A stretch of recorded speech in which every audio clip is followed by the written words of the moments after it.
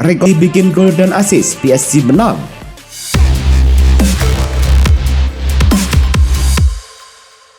Halo Soccer Mania, kembali lagi di Blessing Soccer News. Kali ini kami sudah siapkan berita-berita terbaru seputar dunia sepak bola. Tentunya untuk kalian semua, selamat menyaksikan. Masa pinjaman Brahim Diaz di Milan akan selesai pada Juni tahun 2023. Milan sedang berusaha untuk mempertahankan pemain pentingnya itu. Di Milan, Brahim Diaz sudah bermain sebanyak 112 kali di semua ajang. Kontribusi Brahim Diaz untuk Il Diavolo Rosso berupa 17 gol dan 11 assist. Oleh karena itu, Rossoneri akan berupaya untuk mempertahankan gelandang 23 tahun itu. Direktur olahraga Milan Frederic Massara mengungkap bahwa pihaknya sedang bernegosiasi dengan klub pemilik Brahim Diaz, yaitu Real Madrid, agar bisa menahannya lebih lama. Sebelumnya ada laporan dari Italia yang mengeklaim jika Fiorentina siap menjual Sofyan Amrabat di musim depan. Kini, agen Amrabat Mohamed Sinoa mengeklaim jika Fiorentina siap membuka kemungkinan melepas salah satu asetnya andai ada tawaran yang menarik. Amrabat saat ini memiliki kontrak yang tipis bersama Fiorentina. Masa baktinya hanya tersisa hingga tahun 2024 di Fiorentina. La Viola sendiri memiliki opsi untuk menahannya setahun lagi. Namun, Sinoa mengeklaim jika beberapa tim siap membuka penawaran di angka 25 juta euro. Masa depan Ousmane Dembélé di Barcelona kian tak jelas. Opsi perpanjangan kontrak baru kepada sang pemain tertunda. Artinya, masa bakti pemain asal Prancis bersama klub hanya bertahan semusim ke depan. Barca saat ini ingin mengikatnya lebih lama di klub. Pasalnya, andai tak menaikkan kontrak baru, Football Espana mengeklaim jika klausul rilis sang pemain akan anjlok lumayan. Saat ini, Dembélé punya rilis di angka 100 juta euro. Andai tak segera menaikkan kontrak baru, rilisnya bakal turun menjadi 50 juta euro per 1 Juli mendatang. Dele Alli memberikan impresi sehingga Besiktas memaketkannya kembali ke Merseyside biru. Ia lebih banyak berkutat dengan cedera. Sky Sport menyebut jika sang pemain akan menjalani tes medis Everton terkait cedera yang dideritanya di Besiktas. Semasa membela tim Turki, ia hanya mentas dalam 13 laga dan mendulang 713 menit bermain. Besiktas pun memperpendek masa pinjamannya, namun lantaran klausul tak tersedia, opsi tersebut pada akhirnya tak terlaksana. Meski bisa dipermanenkan di angka 8 juta pound sterling, Besiktas menolak opsi tersebut dan memulangkannya ke Everton. Musim ini, Zlatan Ibrahimovic memang jarang bermain lantaran mengalami masalah pasca menjalani operasi di lutut kirinya pada Mei tahun 2022. Zlatan sempat kembali membela tim pada 26 Februari lalu dan mencetak gol melawan Udinese. Namun, Ibra kembali mengalami masalah pada pahanya dan berpotensi dirinya absen dalam berbagai laga Milan selanjutnya. Menurut laporan Footmer1, waktu Ibrahimovic di Milan bakal segera rampung lantaran Rossoneri tak tertarik memperpanjang masa bakti sang pemain yang selesai Juni tahun 2023 mendatang. Baru-baru ini saja Jerome Roten dengan habis menyebut Messi harus disalahkan atas tersingkirnya PSG di babak 16 besar Liga Champions. Dalam program Rotten Sand Flame di RMC Sport, Rotten belak-belakan mengungkap alasan mengapa dirinya sedemikian kritis menyoroti kiprah Messi di PSG. Leo Messi adalah cerminan sepak bola. Ia sudah menandai sejarah sepak bola. Boleh jadi ia adalah yang terhebat dari semua generasi. Justru karena itulah kami sangat kecewa melihat kontribusinya di PSG, ujar Rotten seperti dilansir PSG Talk. Alejandro Garnacho mengalami cedera saat memperkuat Red Devils menghadapi Southampton dalam laga pekan ke-27 Liga Inggris di Old Trafford 12 Maret lalu. Cederanya Garnacho cukup merugikan Manchester United. Menurut data Transfermarkt, Garnacho telah tampil sebanyak 32 kali di lintas kompetisi. Dari 32 pertandingan tersebut, dia berhasil mengemas 5 gol dan 6 assist. Kini, Erik ten Hag mengungkapkan bahwa Garnacho bisa kembali sebelum musim berakhir. Hal itu disampaikan juru taktik asal Belanda tersebut dalam konferensi pers Sabtu waktu setempat. Kontrak Sergio Ramos bersama PSG akan berakhir pada akhir musim ini. Namun hingga saat ini Ramos belum menerima tawaran untuk memperpanjang kontrak dengan PSG. Media Spanyol Marca mengungkapkan bahwa Sergio Ramos kemungkinan besar bakal segera bergabung dengan Cristiano Ronaldo di Al Nassr musim depan. Ramos kemungkinan menjadi kesepakatan besar pertama di Liga Arab Saudi musim depan. Pemberitaan marka ini kemudian meluas hingga ke Arab Saudi. Sejumlah media Arab Saudi pun ikut menyiarkan kabar Ramos yang bakal segera gabung dengan Al Nassr. Wout Weghorst telah menjadi pemain penting bagi Manchester United sejak kedatangannya di Old Trafford. Dia sudah tampil dalam 19 kesempatan di semua kompetisi. Belum lama ini tersiar kabar Weghorst berpeluang untuk dipermanenkan oleh MU, di mana tim asuhan Erik ten Hag saat ini kekurangan pemain di sepertiga akhir lapangan. Namun, menurut Football Insider, MU telah memutuskan untuk tidak mempermanenkan status Weghorst. Ia akan kembali ke Burnley pada musim panas ini, di mana mereka sudah memastikan diri promosi ke Premier League. PSG dilaporkan tertarik memboyong wonderkid Real Madrid Rafa Marin. Musim ini, ia sudah mendulang 28 laga di lintas kompetisi, namun ia belum kunjung mendapatkan panggilan main di tim utama. Laman Sport menyebut jika situasi tersebut coba dimanfaatkan oleh PSG, Les Parisiens siap melakukan pendekatan kepada sang pemain. Menurut laporan wartawan Luka Demek, agen Marin sudah bertemu dengan Direktur Olahraga PSG Luis Campos guna membahas kemungkinan kliennya merapat ke Paris di bursa mendatang. Inter Milan lagi-lagi gagal menang usai diimbangi Salernitana. Inter kembali dihukum karena gagal menghabisi lawan. Inter hanya pulang dengan 1 poin dari lawatan ke markas Salernitana dalam lanjutan Liga Italia. Dengan demikian, Inter berarti sudah tidak menang dalam 6 pertandingan terakhirnya di semua kompetisi. Inter mencatat 3 hasil seri dan 3 kali kalah. Inter terakhir kali merasakan kemenangan adalah pada 6 Maret saat mengalahkan Lecce 2-0. Simone Inzaghi mengakui Inter saat ini sedang kesulitan menghabisi lawan. Kontrak Marcus Rashford habis pada musim panas tahun 2024 dan pembicaraan seputar perpanjangan masa bakti belum berhasil, tetapi situasinya tidak menjadi perhatian manajer setan merah Erik ten Hag.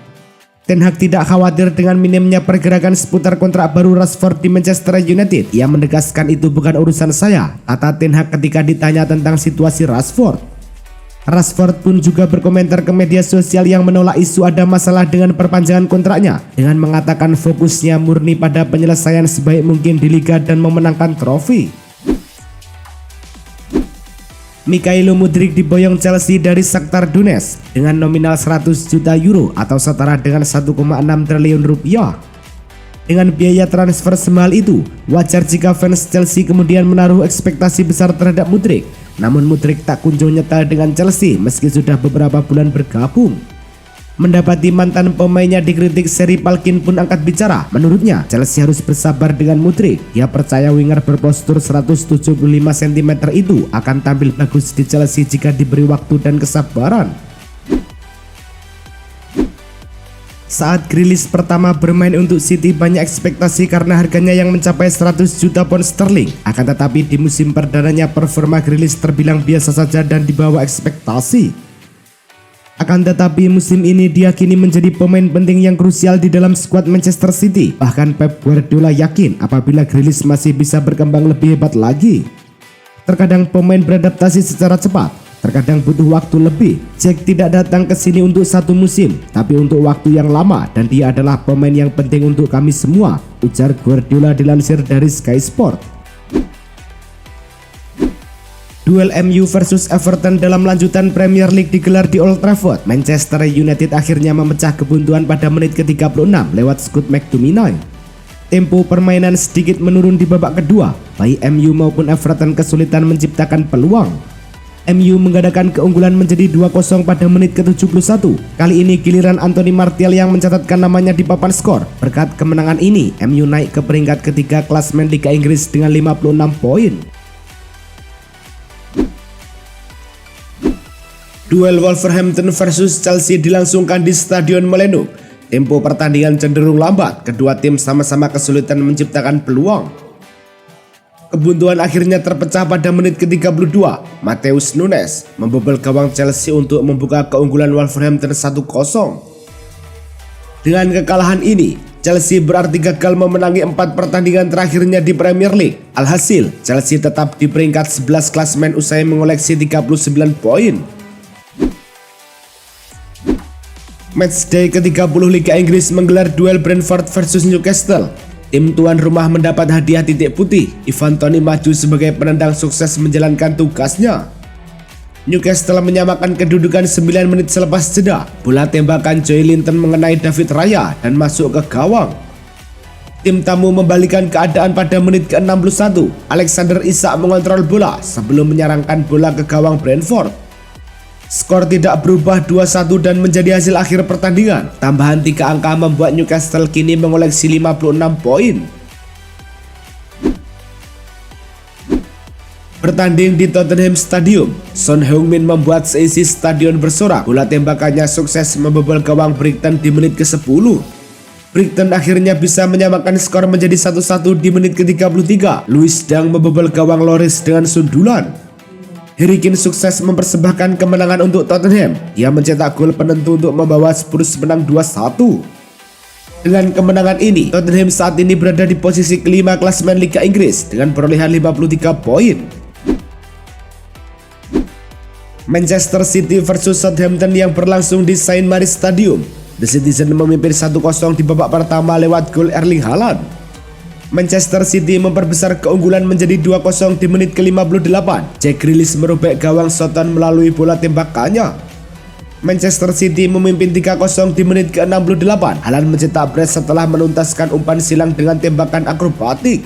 Southampton memperkecil ketertinggalan di menit ke-72. Sekou Mara merobek gawang Manchester City setelah mengacak-acak pertahanan lawan. Tak lama berselang, Manchester City mendapat hadiah penalti. Julian Alvarez membawa Manchester City memimpin 4-1 di menit ke-75. Skor 4-1 dibawa pulang Manchester City dari markas Southampton. Bayern menyambangi Freiburg di Stadion Europa Park. Pertandingan berlangsung seru sejak menit awal. Bayern merepoti lini pertahanan Freiburg. Barulah di babak kedua, kebuntuan terpecah di menit ke-51. Bayern membuka skor dari gol Matthijs de Ligt. Ia menyambut umpan dengan sipakan kaki kanan keras. Setelah itu intensitas permainan menurun. Bayern berhak atas kemenangan 1-0 melawan Freiburg. Dengan hasil ini di urutan tetap di puncak klasemen usai mengoleksi 58 poin.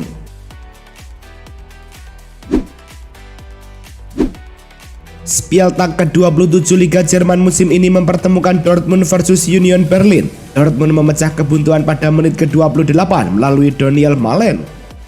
Union Berlin menyamakan kedudukan di menit ke-61. Bola sepakan Kevin Behrens tak kuasa dibendung kiper Dortmund Gregor Kobel. Youssoufa Moukoko menjadi pahlawan Dortmund pada menit ke-79. Ia mencetak gol dengan kaki kirinya dan memastikan Die Borussen menang 2-1. Tambahan 3 angka membuat Dortmund di urutan kedua dengan 56 poin, unggul 5 angka dari Union Berlin di tempat ketiga. Roma mengunjungi Torino di Stadion Olimpico Grande. Wasit menunjuk titik putih ke arah kotak penalti Torino. Dybala maju sebagai eksekutor Roma dan mengubah skor menjadi 1-0. Torino nyaris menciptakan gol penyama sesaat setelah turun minum. Sundulan Alexis Miranchuk memaksa Rui Patricio melakukan penyelamatan bagus di sekitar sudut atas gawang Roma. Kemenangan atas Torino melambungkan AS Roma ke posisi ketiga klasemen Liga Italia. I Lupi mengumpulkan 53 poin hasil 29 pertandingan.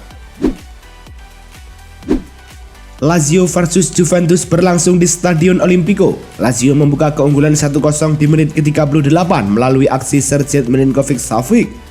Juventus berhasil menyamakan skor menjadi 1-1 di menit ke-42. Adrian Rabiot berhasil menuntaskan umpan dari sepak pojok. Lazio memimpin 2-1 pada menit ke-53. Zakagni merobek gawang Szczesny setelah menuntaskan umpan Luis Alberto. Hasil ini membuat Lazio mantap di posisi kedua klasemen Liga Italia dengan 52 poin. Juventus ada di urutan ke-7 dengan 44 poin. Pekan ke-30 Liga Prancis menggelar duel Nice versus PSG. Laga digelar di Allianz Riviera. PSG baru bisa mencetak gol pada menit ke-26. Lionel Messi menorehkan namanya di papan skor. PSG justru berhasil mengadakan skor pada menit ke-75. Sergio Ramos menanduk masuk bola sepak pojok Lionel Messi. Duel berakhir untuk kemenangan Les Parisiens 2-0. Tambahan 3 angka membawa PSG kini mengoleksi 69 poin dan kukuh di puncak klasemen Liga Prancis. Madrid menjamu Villarreal di Stadion Santiago Bernabeu. Madrid membuka keunggulan di menit ke-16. Pau Torres menciptakan gol bunuh diri. Di menit ke-39, Villarreal akhirnya menciptakan gol balasan. Samuel Chukwueze menyelesaikan dengan sepakan mendatar. Real Madrid kembali di depan setelah restart. Vinicius Junior berhasil mencetak gol ke gawang Villarreal di menit ke-48. Pemain pengganti Jose Luis Morales mencetak gol kedua Villarreal sekaligus menyamakan skor menjadi 2-2 di menit ke-70. Villarreal berbalik mengungguli Madrid 3-2 di menit ke-80. Chukwueze melepaskan tembakan akurat ke arah tiang jauh. Hasil tersebut menjadi penutup laga kali ini. Son Heung-min tampil sebagai starter saat Tottenham bertemu Brighton and Hove Albion dalam lanjutan Liga Inggris. Son berhasil membobol gawang Brighton melalui bola tembakan jarak jauh. Gol Son Heung-min ke gawang Brighton merupakan yang ke-100 dibuatnya di Liga Inggris. Pemain 30 tahun itu pun masuk ke dalam buku rekor Premier League. Ya, Son menjadi pemain asal Asia pertama yang membukukan 100 gol di Premier League. Butuh waktu hampir 8 tahun dan 260 pertandingan buat Son Heung-min untuk menorehkan rekor tersebut. Erling Haaland mengukir 2 gol dalam lanjutan Liga Inggris kontra Southampton. Itulah gol nomor 200 dalam karir profesional sang bomber Norwegia. Istimewanya, jumlah itu dicapai Haaland saat dia baru berusia 22 tahun. Secara spesifik, Haaland kini juga sudah mengukir genap 30 gol di Liga Inggris dan mampu mengungguli satu tim Chelsea yang hanya mengemas 29 gol. Menurut catatan Squawka, Erling Haaland menjadi pemain tercepat yang sukses mencetak 30 gol dalam sejarah Liga Inggris dengan hanya memerlukan 27 laga saja. Bagi Haaland, gol tersebut menjadi gol yang ke-44 bersama Manchester City di semua ajang. Ia melewati catatan 42 gol yang dibuat oleh Ronaldo pada musim 2007-2008. Itulah tadi kumpulan berita-berita terbaru dari kami. Simak terus berita-berita terbaru lainnya dan jangan lupa like, komen, dan juga subscribe.